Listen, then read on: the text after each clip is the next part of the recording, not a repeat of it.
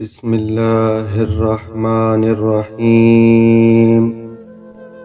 अल्लाह पाक दे नां तो शुरू करिए जिंदे नां विच बरकतां सारियां ने। इसे नां ही नार गुलजार कीती, इसे नां ही डुबियां तारियां ने। साईं फरमांदे ने बेलिया हर जगह ते दलीलां नहीं दित्तियां जांदियां, हर जगह ते बहस नहीं की जाती, हर जगह ते मुकाबला नहीं किया जाता। बाज़ दफ़ा तुसी मुकाबला करते करते आपकी इज्जत भी खो पैंदे जे। साईं फरमांदे ने बेलिया एक बारी गधा जिन्हों असी पंजाबी च खोता आने उनकी चीते की बहस हो गई। खोता कहन लगा जरा घाह है ना ये नीले रंग का होंदा है, घाह नीले रंग का जिन्हों घास आंदे ने उर्दू के अंदर। चीता कहन लगा नहीं भाई वो हरे रंग का होंदा है। खोता कहंदा नहीं नीले रंग का होंदा है। चीता कहंदा नहीं हरे रंग का होंदा है। वो आपस के अंदर बहस करते रहे।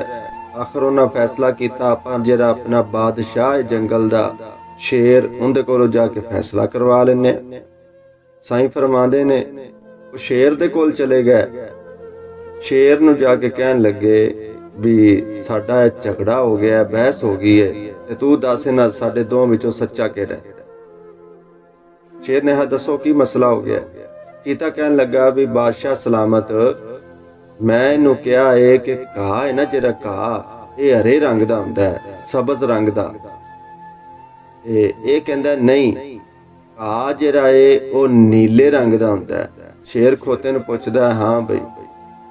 खोता कहंदा बादशाह सलामत तू जानना है कि घाह नीले रंग का होंदा है, ये कहंदा जरा हरे रंग का होंदा है, मैं भी इनू कहना नीले रंग का होंदा है। बादशाह ने कहा हाँ बई बिल्कुल। खोते नूं है तू सच्चा है, तू बिल्कुल सच्चा है, घाह हुंदा ही नीले रंग का, इनू किन्ने आख्या सबज रंग का हुंदा है। खोता बड़ा खुश होया, उन्हें हल्ला बई गल बन गई। मैं आख्या सी ना इनू। बादशाह ने तू सच्चा है ये झूठा है। खोता उथों निकल पैंदा इन्नी गल सुन के। थोड़ा जिहा जांदा अगे ते साईं फरमांदे ने उहदे दिल च ख्याल आंदा है भी मैं जित तो गया वा मुकदमा पर फायदा तो ना होया। वो चीता उत्थे उवें बैठा है, उन्होंने सजा मिलनी चाहिए। वो दोबारा फिर आ जाता है।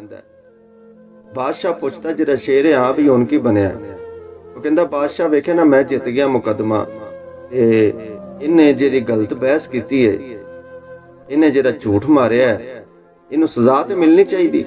बादशाह ने कहा बिल्कुल इनू मिलनी चाहिए सजा।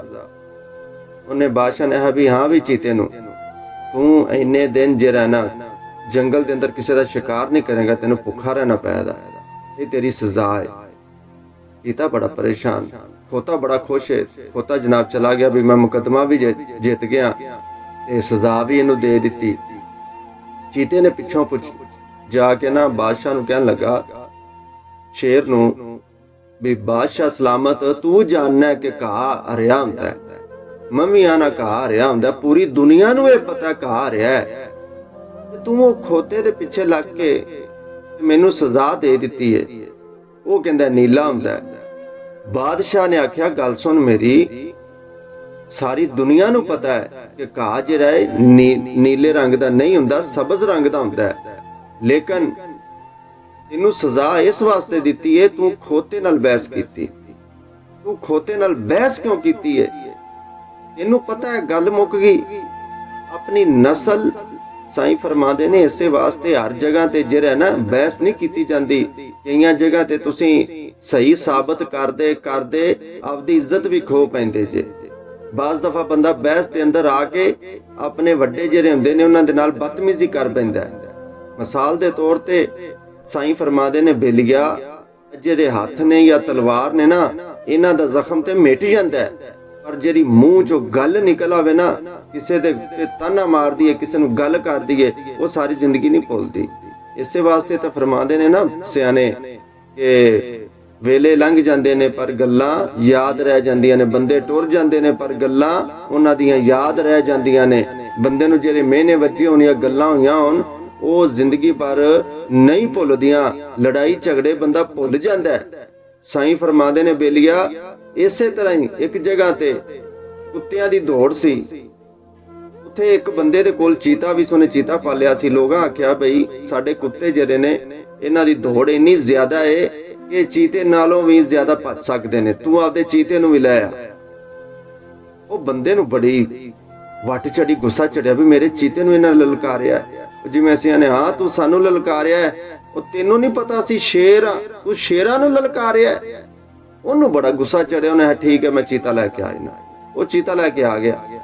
ਉਹਨਾਂ ਨੇ ਜਿਹੜੀ ਸੀਟੀ ਮਾਰੀ, ਜਿੱਥੋਂ ਨੱਸਣਾ ਸੀ, ਦੌੜਨਾ ਸੀ, ਦੌੜ ਦਾ ਮੁਕਾਬਲਾ ਹੋਣਾ ਸੀ, ਉਹ ਕੁੱਤੇ ਜਿਹੜੇ ਸੀ ਉਹ ਬੜੀਆਂ ਛਲਾਂਗਾਂ ਤੇ ਜਨਾਬ ਆਈ ਫਲਾਂਗਾ ਮਾਰਦੇ ਜਾਣ, ਉੱਡਦੇ ਜਾਣ, ਤੇ ਚੀਤਾ ਜਿਹੜਾ ਉਥੋਂ ਟੁਰਿਆ ਹੀ ਨਹੀਂ, ਬੈਠਾ ਆਰਾਮ ਨਾਲ। ਚੀਤਾ ਬੈਠਾ ਆਰਾਮ ਸਕੂਨ ਨਾਲ। ਉਹ ਮਾਲਕ ਬੜਾ ਪਰੇਸ਼ਾਨ ਹੋ ਗਿਆ। ਸਾਰੇ ਤਾਨਾ ਮਾਰਨ ਲੱਗੇ, ਹਾਂ ਬਈ ਤੈਨੂੰ ਕਿਹਾ ਸੀ ਨਾ ਸਾਡੇ ਕੁੱਤੇ ਜਿੱਤ ਜਾਣੇ ਨੇ, ਤੇ ਇਹ ਚੀਤਾ ਤੇਰਾ ਹਾਰ ਜਾਣਾ, ਤੂੰ ਇਹਦੀ ਬੜੀ ਖਿਦਮਤ ਕਰਨਾ, ਬੜਾ ਇਹਨੂੰ ਜਨਾਬ ਪਾਲਣਾ ਤੇ ਕੁਛ ਖਵਾਉਣਾ। ਤੇ ਉਹ ਮਾਲਕ ਬੜਾ ਪਰੇਸ਼ਾਨ ਹੋਇਆ। ਉਹਨੇ ਚੀਤੇ ਨੂੰ ਆਖਿਆ, ਹਾਂ ਬਈ ਕਿਉਂ ਮੇਰੀ ਨੱਕ ਲਵਾ ਦਿੱਤੀ ਹੋ, ਕਿਉਂ ਮੇਰੀ ਡਾਂਡੀ ਲਵਾ ਦਿੱਤੀ ਹੋ, ਮੇਰੇ ਕੋਲੋਂ ਗਲਤੀ ਕੀ ਹੋਈ ਹੈ? ਮੈਂ ਤੈਨੂੰ ਤੇਰੀ ਸੇਵਾ ਇੰਨੀ ਕੀਤੀ ਹੈ, ਕਿਸੇ ਸ਼ੈ ਦੀ ਕਮੀ ਨਹੀਂ ਆਣ ਦਿੱਤੀ, ਤੇ ਤੂੰ ਜਨਾਬੇ ਵਾਲਾ ਅੱਜ ਜੇ ਮੈਦਾਨ ਦਾ ਮੌਕਾ ਸੀ ਤੇ ਤੂੰ ਮੇਰੀ ਇੱਜ਼ਤ ਹੀ ਲਵਾ ਦਿੱਤੀ, ਮੇਰੀ ਪੱਗ ਹੀ ਜਿਹੜੀ ਲਵਾ ਦਿੱਤੀ ਕੁੱਤਿਆਂ ਦੇ ਅੱਗੇ। ਤੇ ਚੀਤਾ ਕਹਿਣ ਲੱਗਾ ਮਾਲਕ ਨੂੰ, ਤੂੰ ਬਿਲਕੁਲ ਸੱਚਾ ਆਪਦੀ ਥਾਂ ਤੇ, ਲੇਕਿਨ ਇਹਨਾਂ ਦੇ ਨਾਲ ਮੇਰਾ ਮੁਕਾਬਲਾ ਨਹੀਂ। ਮੈਂ ਚੀਤਾ ਵਾਂ, ਜੇ ਮੇਰੀ ਦੌੜ ਲਵਾਣੀ ਚੀਤਿਆਂ ਨਾਲ ਲਵਾ। ਜੇ ਤੂੰ ਮੇਰੀ ਤਾਕਤ ਤੇ ਮੇਰੀ ਕੁਵਤ ਵੇਖਣੀ ਹੈ ਤੇ ਤੂੰ ਮੇਰੇ ਮੁਕਾਬਲੇ ਦੇ ਅੰਦਰ ਮੇਰੇ ਨਾਲ ਦੇ ਤਾਂ ਲੈ ਕੇ ਆ। ਇਹਨਾਂ ਕੁੱਤਿਆਂ ਦੇ ਨਾਲ ਮੈਂ ਨੱਸਾਂਗਾ, ਭੱਜਾਂਗਾ, ਮੇਰੀ ਆਪਦੀ ਧੋਈ ਨੇ। ਅਗਰ ਮੈਂ ਜਿੱਤ ਵੀ ਗਿਆ ਤੇ ਉਹ ਮੇਰੀ ਹਾਰ ਨਾਲੋਂ ਵੀ ਬੱਤਰ ਹੈ, ਇਹਦੇ ਨਾਲ ਬਿਹਤਰ ਮੈਂ ਟੁਰਦਾ ਹੀ ਨਹੀਂ ਇਹਨਾਂ ਦੇ ਨਾਲ। ਉਹ ਸਾਈਂ ਫਰਮਾਉਂਦੇ ਨੇ ਬੇਲੀਆ, ਹਰ ਜਗ੍ਹਾ ਤੇ ਮੁਕਾਬਲੇ ਨਹੀਂ ਕੀਤੇ ਜਾਂਦੇ, ਆਪਣਾ ਆਪਣਾ ਜ਼ਰਫ ਵੇਖਿਆ ਕਰੋ। ਬਾਜ਼ ਜਗ੍ਹਾ ਤੇ ਖਾਮੋਸ਼ ਰਹਿ ਜਾਣਾ ਹੀ ਉਹ ਬਿਹਤਰ ਹੁੰਦਾ ਹੈ। ਇਸ ਵਾਸਤੇ ਬੇਲੀਆ ਉਮੀਦ ਹੈ ਕਿ ਤੈਨੂੰ ਗੱਲ ਸਮਝ ਦੇ ਅੰਦਰ ਆ ਗਈ ਹੋਵੇਗੀ। ਅਸੀਂ ਬੜੀਆਂ ਜਗ੍ਹਾ ਤੇ ਬਹਿਸ ਸ਼ੁਰੂ ਕਰ ਜਾਂਦੇ ਆ, ਉਹ ਅਗਲੇ ਬੰਦੇ ਦਾ ਦਿਮਾਗ ਹੀ ਨਹੀਂ ਹੁੰਦਾ, ਉਹ ਇਹਨਾਂ ਉਹਨੂੰ ਨਾਲੇਜ ਹੀ ਨਹੀਂ ਹੁੰਦਾ, ਲੇਕਿਨ ਉਹ ਜਿਹੜਾ ਨਾ ਨਹੀਂ ਆਪਦੀ ਜ਼ਿੱਦ ਤੇ ਆ, ਉਹ ਆਪਦੀ ਹੱਟ ਦਰਮੀ ਤੇ ਆ, ਉਹ ਮੰਨਦਾ ਹੀ ਨਹੀਂ। ਤੁਸੀਂ ਉਹਨੂੰ ਦਲੀਲਾਂ ਦਿੰਦੇ ਰਹਿੰਦੇ ਜੇ, ਉਹ ਬਜਾਏ ਦਲੀਲਾਂ ਜਿਵੇਂ ਜਿਵੇਂ ਸੌਂਦਾ ਜਾਂਦਾ ਉਵੇਂ ਉਹਦਾ ਦਿਮਾਗ ਖੋਲਦਾ।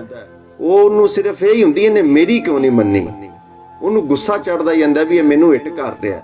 ਤੇ ਇਸ ਵਾਸਤੇ ਸਾਈਂ ਫਰਮਾਉਂਦੇ ਨੇ ਹਰ ਜਗ੍ਹਾ ਤੇ ਦਲੀਲਾਂ ਤੇ ਹਰ ਜਗ੍ਹਾ ਤੇ ਮੁਕਾਬਲੇ ਨਹੀਂ ਕੀਤੇ ਜਾਂਦੇ ਬੇਲੀਆ। ਇਸ ਵਾਸਤੇ ਧਿਆਨ ਰੱਖਿਆ ਕਰੋ। अस्सलामु अलैकुम व रहमतुल्लाहि व बरकातहू।